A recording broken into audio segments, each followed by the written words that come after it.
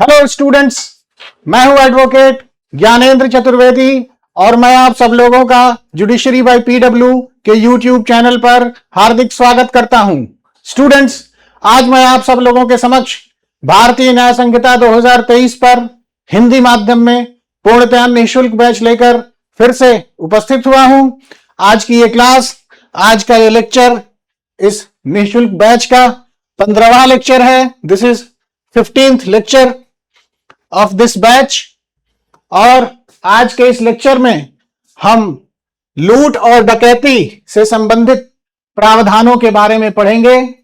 मैं आप सब लोगों को यहां बताना चाहूंगा कि लूट और डकैती से संबंधित प्रावधान भारतीय न्याय संहिता के अंतर्गत धारा 309 से 313 में दिए गए हैं और इसके साथ ही साथ यहां यह भी जानना बहुत जरूरी है कि लूट और डकैती ये दोनों ही जो अपराध हैं वो संपत्ति के विरुद्ध अपराध हैं। ये दोनों ही अपराध जो हैं वो संपत्ति के विरुद्ध कारित किए जाते हैं और संपत्ति के विरुद्ध अपराध भारतीय न्याय संहिता के अंतर्गत अध्याय 17 में दिए गए हैं और अध्याय 17 धारा 303 से लेकर के धारा 334 तक के प्रावधानों द्वारा गठित होता है।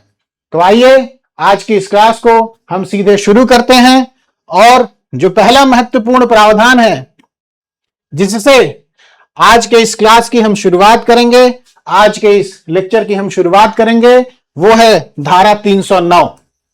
धारा 309 ये बहुत ही महत्वपूर्ण प्रावधान है और धारा 309 ये जो प्रावधान है वो लूट को परिभाषित भी करता है और दंडित भी करता है। Section 309 defines the offense of robbery and it also punishes the offense of robbery। तो आइए हम धारा 309 के सभी महत्वपूर्ण प्रावधानों को, सभी आवश्यक घटकों को सिलसिलेवार तरीके से, सिंप्लीफाइड तरीके से, सरलीकृत तरीके से समझने और जानने की कोशिश करते हैं। तो सबसे पहले धारा 309 उपधारा 1 यह उपबंधित करती है, यह प्रावधानित करती है कि सब प्रकार की लूट में या तो चोरी या फिर उद्दापन होता है। यानी कि in all robbery there is either theft और एक्सटॉर्शन। तो इस प्रावधान से यह बिल्कुल ही स्पष्ट हो गया कि प्रत्येक लूट वो या तो चोरी या फिर उद्दापन, या तो चोरी या फिर उद्दापन का ही गंभीर स्वरूप है, गुरुतर स्वरूप है। अगर मैं इस बात को इंग्लिश में कहूं तो every robbery is an aggravated form of either theft और एक्सटॉर्शन। तो ये जो प्रावधान है धारा 309 उपधारा 1, उस प्रावधान से ये बिल्कुल स्पष्ट हो जाता है कि प्रत्येक जो लूट है वो या तो चोरी या फिर उद्दापन का ही गंभीर स्वरूप है, गुरुतर स्वरूप है। Every robbery is an aggravated form of either theft और एक्सटॉर्शन। तो आइए आगे बढ़ते हैं। अब धारा 309 उपधारा 2 यह प्रावधानित करती है, यह बताती है कि कोई चोरी कब लूट बन जाएगी। कोई चोरी कब लूट बन जाएगी यह बताया गया है, यह प्रावधानित किया गया है धारा 309 उपधारा 2 में। तो आइए धारा 309 उपधारा 2 के सभी महत्वपूर्ण घटकों को, सभी आवश्यक घटकों को हम जानने और समझने की कोशिश करते हैं। तो धारा 309 उपधारा 2 यह प्रावधानित करता है कि चोरी लूट है यदि, अर्थात थेफ्ट इज एक्सटॉर्शन इफ, तो चोरी लूट है यदि उस चोरी को करने के लिए या उस चोरी के करने में, अर्थात theft is robbery if in order to the committing of theft और इन कमिटिंग द थेफ्ट। तो चोरी लूट है यदि उस चोरी को करने के लिए या उस चोरी को करने में या उस चोरी द्वारा अभिप्राप्त संपत्ति को ले जाने या ले जाने का प्रयत्न करने में, अर्थात इन कैरिंग अवे और attempting to carrying away the property obtained by theft. तो तीन परिस्थितियां हैं वो क्या परिस्थितियां हैं। अभी फिलहाल जो हमने प्रावधान पढ़ा धारा 309 उपधारा 2 का जो अब तक का प्रावधान है, उससे स्पष्ट है कि 3 प्रावधान हैं, 3 परिस्थितियां हैं जिन परिस्थितियों में चोरी लूट बन सकती है, थेफ्ट जो है रॉबरी में कन्वर्ट हो सकता है। तो आइए हम देखते हैं कि वो क्या 3 परिस्थितियां हैं। तो चोरी लूट बन जाएगी यदि उस चोरी को करने के लिए, अर्थात in order to the committing of that particular theft, या उस चोरी को करने में, अर्थात in committing that particular theft, या उस चोरी द्वारा अभिप्राप्त संपत्ति को ले जाने या ले जाने का प्रयत्न करने में, अर्थात इन कैरिंग अवे और attempting to carrying away the property obtained by that particular theft, इन तीनों में से ही किसी एक परिस्थिति में अपराधी क्या कर रहा है, उस उद्देश्य से स्वेच्छया, यानी कि ये जो तीनों ही परिस्थितियां दी गई थी अभी ठीक पहले, इन तीनों ही परिस्थितियों में से संबंधित किसी भी एक उद्देश्य से वो अपराधी क्या कर रहा है, स्वेच्छया किसी व्यक्ति की मृत्यु, उपहति, सदोष, अवरोध कारित कर रहा है। यानी कि अपराधी उस उद्देश्य से स्वेच्छया, the offender for that end voluntarily, स्वेच्छया, वो स्वेच्छया कर रहा है ऐसा कार्य, आउट ऑफ हिज ओन वोल्यूशन, वो अपनी इच्छा से ऐसा कार्य कर रहा है। तो अपराधी उस उद्देश्य से स्वेच्छया क्या कर रहा है, किसी व्यक्ति की मृत्यु कारित कर रहा है, या फिर उपहति कारित कर रहा है, या फिर सदोष अवरोध कारित कर रहा है। यानी कि the offender for that end voluntarily causes और attempts to cause to any person death और हर्ट और wrongful restraint.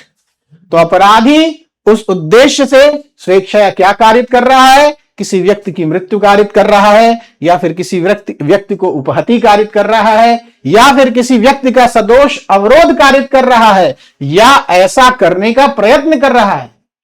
He is either causing और attempting to cause to any person death, hurt और रॉन्गफुल रिस्ट्रेंट। तो अगर ऐसी बात है, अगर ये सारी परिस्थितियां विद्यमान हैं, तो चोरी जो है वो क्या बन जाएगी, वो परिवर्तित हो जाएगी लूट के अपराध में, चोरी लूट बन जाएगी। या फिर अपराधी क्या कर रहा है, उस उद्देश्य से स्वेच्छया तत्काल मृत्यु, तत्काल उपहति या तत्काल सदोष अवरोध का भय कारित कर रहा है।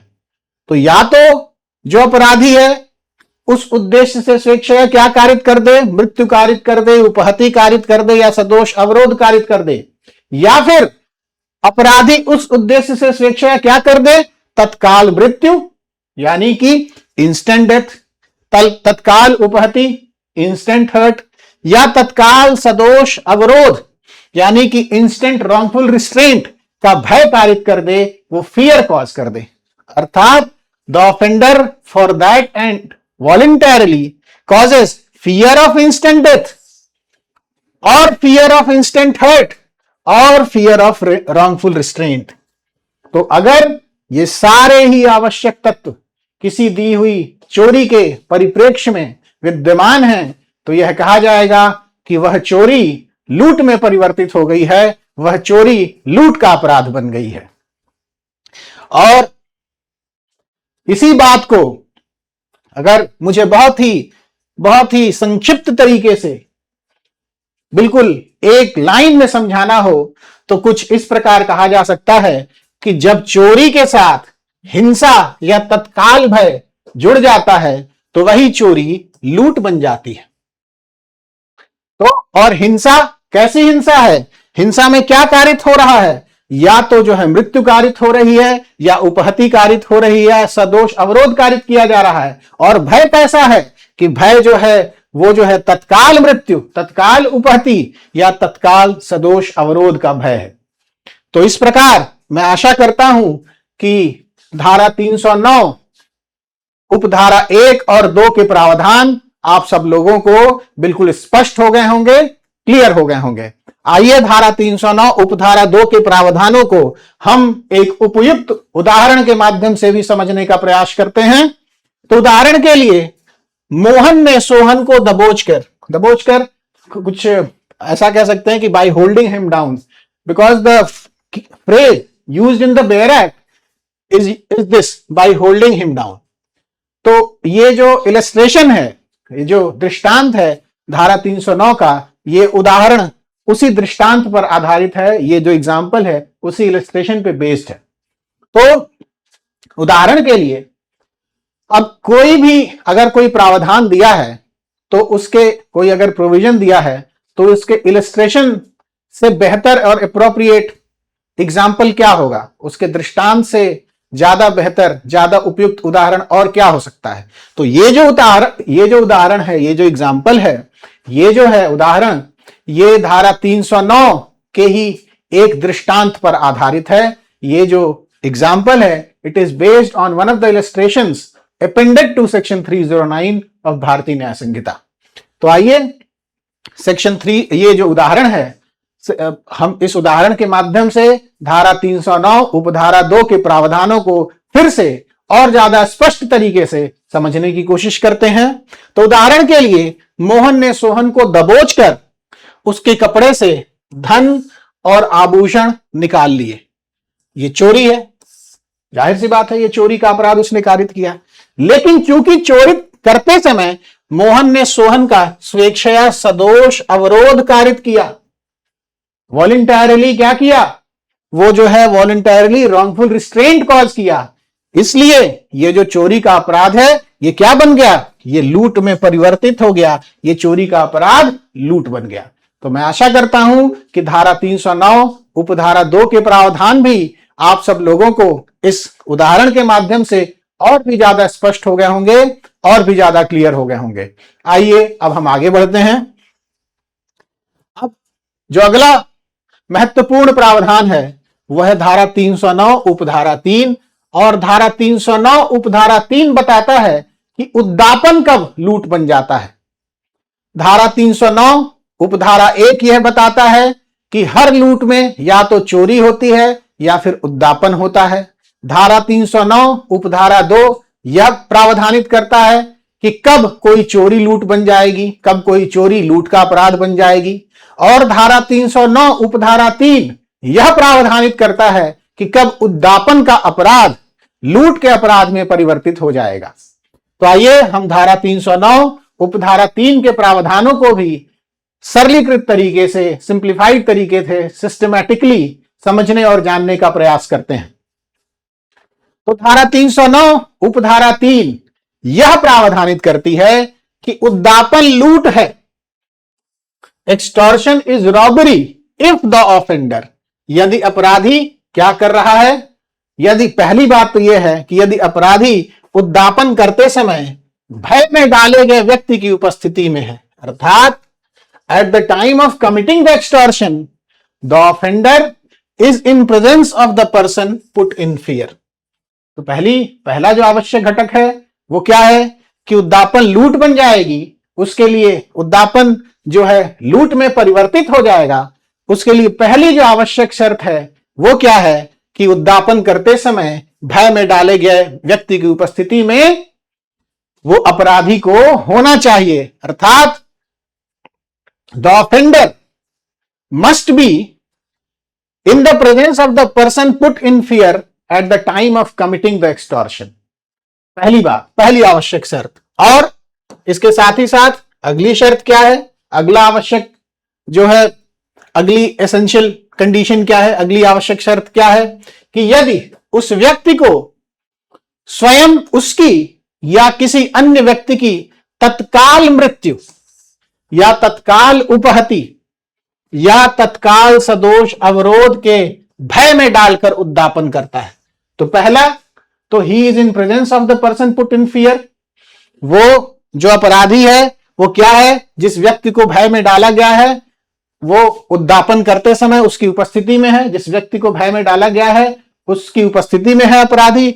और साथ ही साथ अपराधी क्या कर रहा है, इसके साथ ही साथ वो क्या कर रहा है, वह उस व्यक्ति को स्वयं उसकी या किसी अन्य व्यक्ति की तत्काल मृत्यु या तत्काल उपहति या तत्काल सदोष अवरोध के भय में डालकर उद्दापन करता है, अर्थात he the offender is committing the extortion by putting that person in fear of instant death और ऑफ इंस्टेंट हर्ट और ऑफ इंस्टेंट रॉन्गफुल रिस्ट्रेंट। किसको? टू दैट पर्सन, स्वयं उसको या फिर किसी अन्य व्यक्ति को भी। अर्थात स्वयं उस व्यक्ति को या किसी अन्य व्यक्ति को भी अगर वो क्या कारित कर रहा है? फियर कॉज कर रहा है, भय कारित कर रहा है। किस बात का? किस बात का भय कारित कर रहा है? तत्काल मृत्यु का भय कारित कर रहा है, या फिर तत्काल जो है उपहति का तत्काल उपहति का भय कारित कर रहा है, या फिर तत्काल सदोष अवरोध का भी भय कारित कर रहा है। तो यह दूसरी एसेंशियल कंडीशन है। और साथ ही साथ इस प्रकार भय में डालकर उसी समय और वहीं उस व्यक्ति से उद्दापन की जाने वाली चीज परिदत्त करने के लिए उत्प्रेरित करता है। अर्थात अगर जब मैं इस फ्रेज को इंग्लिश में समझा दूंगा और थोड़ा सिंप्लीफाइड लैंग्वेज में हिंदी में समझा दूंगा तो ये चीजें और भी ज्यादा स्पष्ट हो जाएंगी। बस आप सब लोग मेरे साथ जुड़े रहें। तो इस प्रकार और अपराधी इस प्रकार भय में डालकर उसी समय और वहीं, अर्थात देन एंड देयर, उस व्यक्ति से उद्दापन की जाने वाली चीज परिदत्त करने के लिए उत्प्रेरित करता है, इंड्यूस करता है। अर्थात by so putting in fear induces the person so put in fear then and there to deliver up the thing extorted। तो वो क्या कर रहा है? अपराधी जो है, the offender by so putting in fear induces the person so put in fear then and there to deliver up the thing extorted। वो क्या कर रहा है? इस प्रकार भय में डालकर उसी समय और वहीं उस व्यक्ति से उद्दापन की जाने वाली चीज परिदत्त करने के लिए उत्प्रेरित करता है, इंड्यूस करता है। किस लिए इंड्यूस कर रहा है? To deliver up the thing extorted. तो अगर ये तीनों ही आवश्यक घटक किसी उद्दापन के संबंध में विद्यमान हैं तो यह कहा जाएगा कि ऐसा उद्दापन लूट में परिवर्तित हो गया है। Such an extortion has converted to the offence of robbery. तो आइए, ये जो प्रावधान है, ये जो धारा 309 उपधारा 3 से संबंधित प्रावधान है, हम आगे भी इन प्रावधानों को समझने और जानने की कोशिश करते हैं। तो अब धारा 309 उपधारा 3 से संबंधित एक स्पष्टीकरण दिया गया है। इस स्पष्टीकरण के अनुसार अपराधी का उपस्थित होना कहा जाता है यदि वह उस अन्य व्यक्ति को तत्काल मृत्यु, तत्काल उपहति या तत्काल सदोष अवरोध के भय में डालने के लिए पर्याप्त रूप से निकट हो। तो अब आप ये समझिए, उपस्थित होना, ये जो है बीइंग प्रेजेंट, उसके लिए क्या आवश्यक है? बीइंग प्रेजेंट के लिए आवश्यक है सफिशिएंटली नियर होना। प्रेजेंट होने के लिए क्या आवश्यक है? जो है पर्याप्त रूप से निकट होना। तो अगर अपराधी पीड़ित व्यक्ति से पर्याप्त रूप से निकट है, अगर अपराधी पीड़ित व्यक्ति के पर्याप्त रूप से निकट है तो यह माना जाएगा कि अपराधी उपस्थित है। अगर सीधी सरल भाषा में मुझे समझाना हो तो कुछ इस प्रकार समझाया जा सकता है कि कब यह कहा जाएगा कि अपराधी उपस्थित है? तो अपराधी अगर पीड़ित व्यक्ति के पर्याप्त रूप से निकट हो तो यह मान लिया जाएगा कि अपराधी उपस्थित है। अगर इसी बात को हिंदी में, इंग्लिश में कहना हो तो कुछ इस प्रकार कहा जा सकता है कि the offender is said to be in present, the offender is said to be present if he is sufficiently near to the other person put in fear of instant death और ऑफ इंस्टेंट हर्ट और of instant wrongful restraint. तो अगर वो sufficiently near है, पर्याप्त रूप से निकट है, तो यह मान लिया जाएगा कि अपराधी जो है वो उपस्थित है। तो मैं आशा करता हूं कि धारा 309 उपधारा 3 के प्रावधान भी आप सब लोगों को और भी ज्यादा स्पष्ट हो गए होंगे, क्लियर हो गए होंगे। और अब इस प्रावधान को हम एक उदाहरण के माध्यम से भी समझने की कोशिश करते हैं। तो उदाहरण के लिए, मोहन ने राजमार्ग पर अर्थात हाईवेज पर सोहन को पिस्तौल दिखाकर उसका पर्स मांगा और सोहन ने तत्काल उपहति के भय से पर्स दे दिया। यह उद्दापन है, जाहिर सी बात है उद्दापन है। लेकिन चूंकि अपराधी उपस्थित था, he was present, the offender was present, और तत्काल भय कारित किया गया था पीड़ित व्यक्ति को, इसलिए यह उद्दापन लूट में परिवर्तित हो गया है, यह उद्दापन लूट बन गया है धारा 309 उपधारा 3 के प्रावधानों के अनुसार। तो मैं आशा करता हूं कि धारा 309 उपधारा 3 के प्रावधान आप सब लोगों को इस उदाहरण के माध्यम से और भी ज्यादा स्पष्ट हो गए होंगे, और भी ज्यादा क्लियर हो गए होंगे। आइए अब आगे बढ़ते हैं।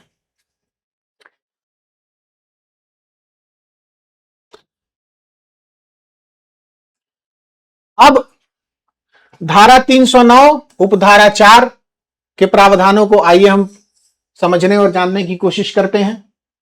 तो धारा 309 उपधारा 4 दंड से संबंधित प्रावधान है। तो आइए हम ये देखते हैं कि धारा 309 उपधारा 4 दंड से संबंधित क्या प्रावधानित करती है, दंड से संबंधित क्या प्रावधानित करती है, क्या उपबंधित करती है, दंड के संबंध में क्या प्रावधानित करती है।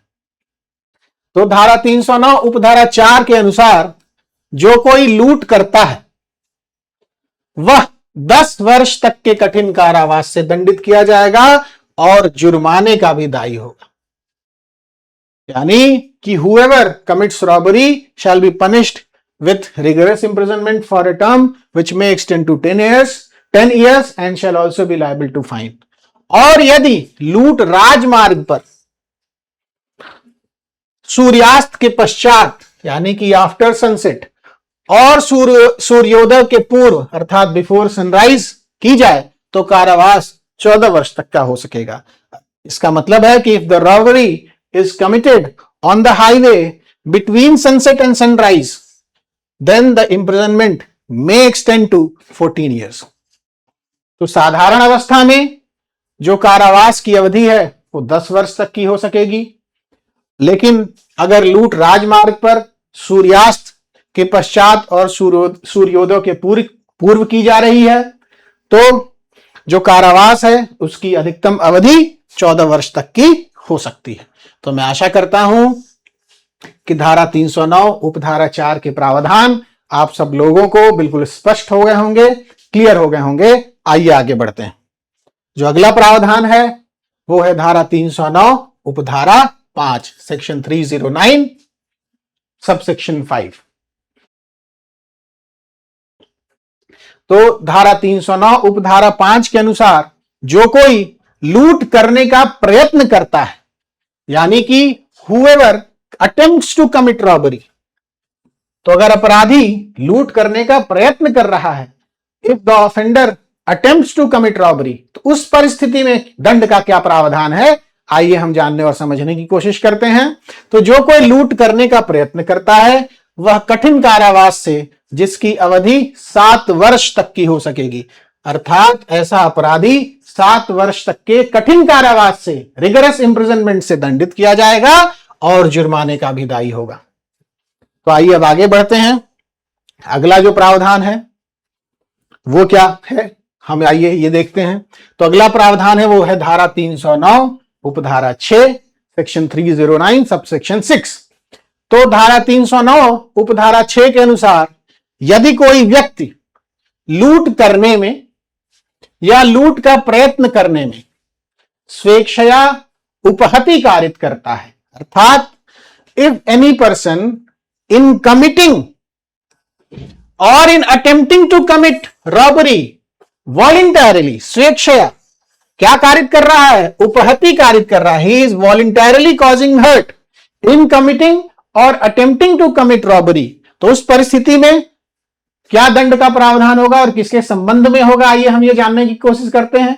तो in that particular circumstance such person and any other person jointly concerned in committing or attempting to commit such robbery shall be punished with imprisonment of life or with rigorous imprisonment for a term which may extend to 10 years and shall also be liable to fine। तो उस परिस्थिति में ऐसा व्यक्ति और कोई अन्य व्यक्ति जो ऐसी लूट करने में या लूट का प्रयत्न करने में संयुक्त तौर पर संबंधित होगा जॉइंटली कंसर्न्ड होगा, संयुक्त तौर पर संबंधित होगा, तो ऐसा जो अपराधी होगा वह या तो आजीवन कारावास से या 10 वर्ष तक के कठिन कारावास से दंडित किया जाएगा और जुर्माने का भी दायी होगा। तो मैं आशा करता हूं कि धारा 309 उपधारा 6 के प्रावधान भी आप सब लोगों को बिल्कुल स्पष्ट हो गए होंगे, क्लियर हो गए होंगे। आइए आगे बढ़ते हैं। अब जो अगला बहुत ही महत्वपूर्ण प्रावधान है वो संबंधित है डकैती से। और डकैती की जो परिभाषा है और डकैती के संबंध में जो दंड का प्रावधान है वो मुख्य रूप से दिया गया है धारा 310 में। और डकैती के प्रावधान को पढ़ने से पहले मैं आप सब लोगों को बताना चाहूंगा कि जुडिशरी बाय पीडब्ल्यू आप सब लोगों के लिए लेकर आया है प्रतिभा 2.0 बैच, जो प्रतिभा 1.0 की तरह ही लीगल ड्राफ्टिंग, एडवोकेसी, एथिक्स और लीगल रिसर्च को टारगेट करता है। ये batch law students, young advocates और जुडिशरी एस्पिरेंट्स सभी के लिए बहुत ही उपयोगी है। अगर कोई एस्पिरेंट, कोई स्टूडेंट अपनी लीगल ड्राफ्टिंग की स्किल्स को, एडवोकेसी, एथिक्स और लीगल रिसर्च की स्किल्स को इंप्रूव करना चाहता है, पॉलिश करना चाहता है, अपने आप को इक्विप करना चाहता है इन सारी चीजों से, तो वो हमारे साथ जुड़ सकता है इस बैच को ज्वाइन करके। तो आइए अब हम आगे बढ़ते हैं। तो जैसा कि मैंने अभी कहा कि जो अगला महत्वपूर्ण प्रावधान है वो है धारा 310। और धारा 310 परिभाषित और दंडित करता है डकैती को। डकैती, तो इसका मतलब यह हुआ कि section 310, section 310 defines and punishes the offence of डकैती। और इसके ठीक पहले जो धारा 309 है उसके अंतर्गत परिभाषा दी गई है और दंड से संबंधित प्रावधान दिए गए हैं किस अपराध के संबंध में, लूट के संबंध में, रॉबरी के रिगार्डिंग। तो आइए अब हम सीधे धारा 310 के प्रावधानों को सिंप्लीफाइड तरीके से, सरलीकृत तरीके से समझने और जानने की कोशिश करते हैं। तो धारा 310 उपधारा 1 के अनुसार, धारा 310 उपधारा 1 के अनुसार जब 5 या अधिक व्यक्ति संयुक्त होकर लूट करते हैं या करने का प्रयत्न करते हैं, अर्थात when 5 or more persons co-jointly, तो यहां co-jointly जो कीवर्ड है इंग्लिश का, उसके लिए जो हिंदी में शब्द का प्रयोग किया गया है, जो पद प्रयुक्त हुआ है वो है संयुक्त होकर। तो जब 5 या अधिक व्यक्ति संयुक्त होकर अर्थात को-जॉइंटली लूट करते हैं या लूट करने का प्रयत्न करते हैं, पहली परिस्थिति कि जब 5 या अधिक व्यक्ति संयुक्त होकर लूट करते हैं या लूट करने का प्रयत्न करते हैं, when 5 or more persons co-jointly commit or attempt to commit robbery, या फिर जहां की वे व्यक्ति जो संयुक्त होकर लूट करते हैं या करने का प्रयत्न करते हैं, अर्थात where the whole number of persons co-jointly committing or attempting to commit a robbery, तो जहां की वे व्यक्ति जो संयुक्त होकर लूट करते हैं या करने का प्रयत्न करते हैं और वे व्यक्ति जो उपस्थित हैं और ऐसे लूट किए जाने या प्रयत्न में मदद करते हैं, अर्थात where the whole number of persons co-jointly committing or attempting to commit a robbery and the persons present and aiding such commission or attempt amount to 5 or more। तो दूसरी परिस्थिति क्या है कि जहां की वे व्यक्ति जो संयुक्त होकर लूट करते हैं या करने का प्रयत्न करते हैं और वे व्यक्ति जो उपस्थित हैं यानी कि प्रेजेंट हैं और ऐसे लूट किए जाने या ऐसे प्रयत्न में मदद करते हैं, अर्थात एड कर रहे हैं, तो उस परिस्थिति में क्या होगा, तब इन दोनों में से किसी भी एक परिस्थिति में, यानी कि पहली परिस्थिति क्या है कि जब 5 या अधिक व्यक्ति संयुक्त होकर लूट करते हैं या करने का प्रयत्न करते हैं, पहली परिस्थिति है। और दूसरी परिस्थिति क्या है कि जब जहां वे व्यक्ति जो संयुक्त होकर लूट करते हैं या करने का प्रयत्न करते हैं और वे व्यक्ति जो उपस्थित हैं और ऐसे लूट किए जाने या ऐसे प्रयत्न में मदद करते हैं कुल मिलाकर 5 या 5 से अधिक हैं। अर्थात where the whole number of persons conjointly committing or attempting to commit a robbery and persons present and aiding such commission or attempt amount to 5 or more। तो इन परिस्थितियों में प्रत्येक व्यक्ति जो लूट करता है या उसका प्रयत्न करता है या उसमें मदद करता है, कहा जाता है कि वह डकैती करता है। तो इस प्रकार अगर किसी दी हुई परिस्थिति में ये सारे ही आवश्यक घटक विद्यमान हैं तो यह कहा जाएगा कि प्रत्येक व्यक्ति जो लूट करता है या फिर उसका प्रयत्न करता है या उसमें मदद करता है वह डकैती करता है। अर्थात every person so committing, attempting और aiding is said to commit the offence of dacoity. तो मैं आशा करता हूं कि धारा 310 उपधारा 1 के प्रावधान आप सब लोगों को बिल्कुल स्पष्ट हो गए होंगे, क्लियर हो गए होंगे। और इस प्रावधान से एक बात और भी ज्यादा स्पष्ट हुई होगी कि डकैती जो है वो लूट के अपराध का ही एग्रीवेटेड फॉर्म है, गंभीर स्वरूप है। डकैती जो है, डकैती के अपराध के लिए कम से कम 5 लोगों की आवश्यकता होती है, लेकिन जो लूट का अपराध है वो एक व्यक्ति द्वारा भी कारित किया जा सकता है। तो आइए अब आगे बढ़ते हैं। तो जो अगला महत्वपूर्ण प्रावधान है वो है धारा 310 उपधारा 2। और धारा 310 उपधारा 2 वो डकैती के संबंध में दंड का प्रावधान करता है। तो आइए हम समझते हैं और जानते हैं कि धारा 310 उपधारा 2 में डकैती के संबंध में दंड का क्या प्रावधान है। तो जो कोई डकैती करता है उसे आजीवन कारावास अर्थात इम्प्रिजनमेंट फॉर लाइफ या कठिन कारावास जो अधिकतम 10 वर्ष तक का होगा और जुर्माने से दंडित किया जाएगा। अर्थात whoever commits डकैती shall be punished with imprisonment for life और with rigorous imprisonment यानी कि कठिन कारावास for a term which may extend to 10 years and shall also be liable to fine। तो धारा 310 उपधारा 2 के अनुसार जो कोई डकैती करता है वो या तो आजीवन कारावास से या अधिकतम 10 वर्ष के कठिन कारावास से दंडित किया जाएगा और साथ ही साथ जुर्माने का भी दायी होगा। तो मैं आशा करता हूं कि धारा 310 उपधारा 2 के प्रावधान भी आप सब लोगों को बिल्कुल स्पष्ट हो गए होंगे, क्लियर हो गए होंगे। आइए आगे बढ़ते हैं। अगला जो बहुत ही महत्वपूर्ण प्रावधान है वो है धारा 310 उपधारा 3।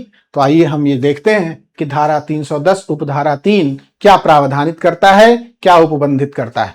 तो धारा 310 उपधारा 3 के अनुसार यदि 5 या अधिक व्यक्तियों में से कोई एक व्यक्ति डकैती करते समय हत्या कर देता है तो उन सभी व्यक्तियों को मृत्यु या आजीवन कारावास या कठिन कारावास जो न्यूनतम 10 वर्ष का होगा इससे दंडित किया जाएगा। और ऐसे प्रत्येक व्यक्ति को जो है जुर्माने, ऐसा प्रत्येक व्यक्ति जुर्माने का भी दायी होगा। अर्थात if any one of the 5 or more persons who are conjointly committing डकैती commits murder in so committing डकैती, every one of those persons shall be punished with death or imprisonment for life or rigorous imprisonment for a term which shall not be less than 10 years and shall also be liable to fine। तो ये जो धारा 310 उपधारा 3 है, इस प्रावधान के अनुसार यदि 5 या अधिक व्यक्तियों में से कोई एक व्यक्ति डकैती करते समय हत्या कर देता है तो उन सभी व्यक्तियों को क्या सजा दी जा सकती है?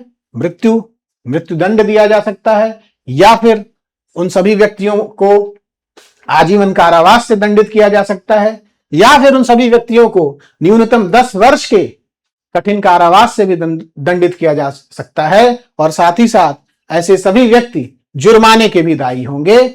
All these person shall also be liable to pay fine. तो मैं आशा करता हूं कि धारा 310 उपधारा 3 के प्रावधान भी आप सब लोगों को बिल्कुल स्पष्ट हो गए होंगे, क्लियर हो गए होंगे। आइए आगे बढ़ते हैं। अब जो अगला प्रावधान है वो है धारा 310 उपधारा 4, और धारा 310 उपधारा 4 संबंधित है डकैती करने की तैयारी से, प्रिपरेशन टू कमिट डकैती। तो आइए हम ये देखते हैं कि धारा 310 उपधारा 4 क्या प्रावधानित करता है। तो जो कोई डकैती करने की तैयारी करता है उसे कठिन कारावास जो अधिकतम 10 वर्ष का होगा और जुर्माने से दंडित किया जाएगा। अर्थात whoever makes any preparation to commit डकैती shall be punished with rigorous imprisonment for a term which may extend to 10 years and shall also be liable to pay fine। अर्थात अगर अपराधी वो डकैती करने की तैयारी कर रहा है, he is making preparations to commit डकैती, तो उस परिस्थिति में ऐसा अपराधी अधिकतम 10 वर्ष के कारावास से दंडित किया जाएगा और साथ ही साथ जुर्माने का भी दायी होगा। तो मैं आशा करता हूं कि धारा 310 उपधारा 4 के प्रावधान भी आप सब लोगों को बिल्कुल स्पष्ट हो गए होंगे, क्लियर हो गए होंगे। आइए आगे बढ़ते हैं। अब जो अगला महत्वपूर्ण प्रावधान है वो है धारा 310 उपधारा 5। तो आइए धारा 310 उपधारा 5 क्या प्रावधानित करता है, हम ये जानने और समझने की कोशिश करते हैं। तो धारा 310 उपधारा 5 के अनुसार जो कोई डकैती करने के प्रयोजन से एकत्रित 5 या अधिक व्यक्तियों में से एक है उसे कठिन कारावास जो अधिकतम 7 वर्ष तक का होगा और जुर्माने से दंडित किया जाएगा। अर्थात whoever is one of 5 or more persons assembled for the purpose of committing डकैती। यहां पे इस प्रावधान के अनुसार केवल मेंबरशिप के लिए दंडित किया जा रहा है। केवल किसी व्यक्ति को इस बात के लिए दंडित किया जा रहा है कि वो डकैती करने के प्रयोजन से एकत्रित 5 या अधिक व्यक्तियों में से एक है। तो धारा 310 उपधारा 5 के अनुसार जो कोई डकैती करने के प्रयोजन से एकत्रित 5 या अधिक व्यक्तियों में से एक है उसे कठिन कारावास जो अधिकतम 7 वर्ष तक का हो सकेगा या जुर्माने से, कठिन कारावास और जुर्माने दोनों से दंडित किया जाएगा। तो मैं आशा करता हूं कि धारा 310 उपधारा 5 के प्रावधान भी आप सब लोगों को बिल्कुल स्पष्ट हो गए होंगे, क्लियर हो गए होंगे। आइए आगे बढ़ते हैं। तो जो अगला महत्वपूर्ण प्रावधान है वो है धारा 310 उपधारा 6। तो आइए हम ये जानने और समझने की कोशिश करते हैं कि धारा 310 उपधारा 6 क्या प्रावधानित करती है, क्या उपबंधित करती है। तो धारा 310 उपधारा 6 के अनुसार जो कोई ऐसे व्यक्तियों की टोली का सदस्य है, whoever belongs to a gang of persons। तो टोली जो शब्द है हिंदी में, उसके लिए जो इंग्लिश में कीवर्ड है वो गैंग है। तो ये ध्यान में रखने योग्य बात है, इंपॉर्टेंट बात है, क्योंकि जब तक कीवर्ड्स का एग्जैक्ट इंग्लिश या हिंदी ट्रांसलेशन नहीं रहेगा, तो जब तक कीवर्ड्स का एग्जैक्ट हिंदी या इंग्लिश ट्रांसलेशन मालूम नहीं होगा तो गलती होने की संभावना बनी रहती है। तो इसलिए ये बात ध्यान में रखने योग्य है। तो आइए हम फिर से धारा 310 उपधारा 6 के प्रावधानों को समझने और जानने की कोशिश करते हैं। तो इस प्रावधान के अनुसार जो कोई ऐसे व्यक्तियों की टोली का सदस्य है, whoever belongs to a gang of persons, और वो टोली कैसी है, जो अभ्यासतः डकैती करने के प्रयोजन से सहयुक्त हो, whoever belongs to a gang of persons associated for the purpose of habitually committing डकैती। तो गैंग कैसा है, वो हैबिचुअली डकैती कमिट करता है।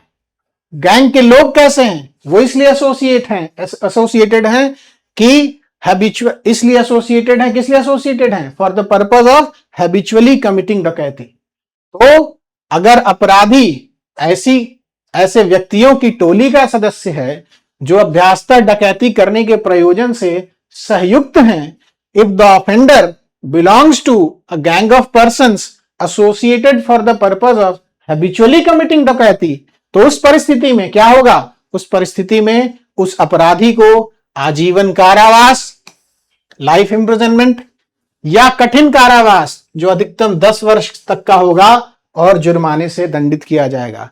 In that particular situation the offender shall be punished with imprisonment for life or with rigorous imprisonment for a term which may extend to 10 years and he shall also be liable to fine. तो अगर अपराधी ऐसे व्यक्तियों की टोली का सदस्य है जो अभ्यासता डकैती करने के प्रयोजन से सहयुक्त हो, if the offender belongs to a gang of persons associated for the purpose of habitually committing डकैती, तो उस परिस्थिति में जो अपराधी है उसे आजीवन कारावास या कठिन कारावास जो अधिकतम 10 वर्ष का होगा उससे दंडित किया जाएगा और साथ ही साथ ऐसा अपराधी जुर्माने का भी दायी होगा। तो मैं आशा करता हूं कि धारा 310 उपधारा 6 के प्रावधान भी आप सब लोगों को बिल्कुल स्पष्ट हो गए होंगे, क्लियर हो गए होंगे। और इसी के साथ मैं आज की क्लास को कंक्लूड करता हूं।